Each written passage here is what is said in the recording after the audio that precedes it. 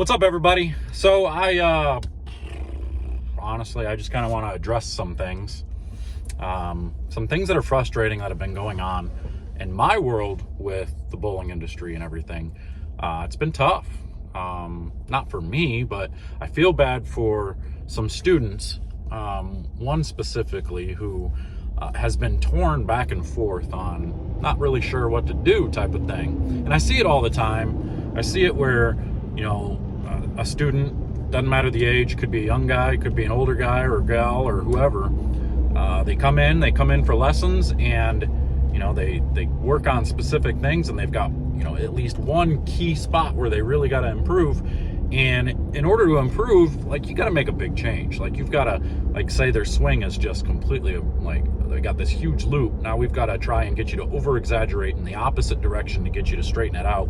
And what happens is maybe you straighten it out, or it starts to get a little bit better, but you're not used to it, and it takes you a long time to understand the angles, to understand where the ball is going to go off your hand, and your consistency just kind of goes down because you're so used to doing it one way, where you've developed a little bit of consistency doing it that way, which we'll call wrong. It's not necessarily wrong, but in order to improve, in order to want to get better and to make it easier to repeat, we've got to make this change, and you've got to put in the work. My frustration comes from people who will, they'll come in and we'll make this change.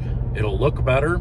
They'll go out a week, 2 weeks tops, and they'll commit to it and they'll do it, but they'll watch their scores kind of go down. They'll say they were a 200 average bowler. All of a sudden they're averaging 180 over 2 weeks in a row, and they get frustrated and they get mad, and they're like, I made these changes to get better, not to get worse. And they just don't get it. You just don't understand. You're gonna get worse before you get better. You've got to fix these areas, these certain things that you want to get better at. You've got to fix it. We're not miracle workers. I can tell you how to get better. I can give you examples. I can show you the things and the places you need to be to get better. But I can't throw the ball for you. I can't put the work in for you. I can't practice for you. It's so frustrating, especially when I got a parent that comes to me and they're like, we pay this money to come see you and my kid's getting worse. And I have to ask them, okay, how many times have they practiced since they came and seen me last? Well, we just, we haven't had the time, and, with school and with this and with that and him working, and, there's just not enough time to go practice. But, I thought that's what you were for. When we come practice with you, you're supposed to make them better.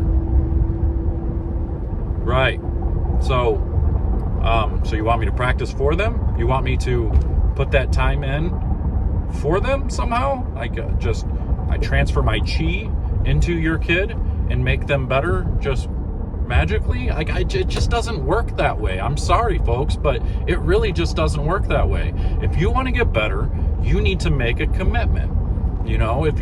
Especially if you're about to go to college, if you're about to, you need to understand that if you're going to make a change, you may not immediately see score results. You'll look better physically, but your scores may suffer for a minute until you start to understand the difference between what you're doing now and what you were doing, and how to actually accomplish the things you want to accomplish, how to get the ball to do the things you want to get it to do. Because maybe making this big change that, let's say, straightens your swing out, brings your ball speed down. Now all of a sudden you got to adjust to getting your ball speed back up and trying to do things. And it's a stepping process. It's a process that you have to commit to.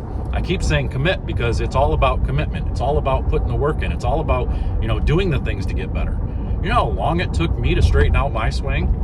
But I just kept working through it. And there were times when I'm like, oh, this is so frustrating. I feel like I'm getting worse, but I stuck with it. And now look, now I've been bowling better than ever. And I just won another title.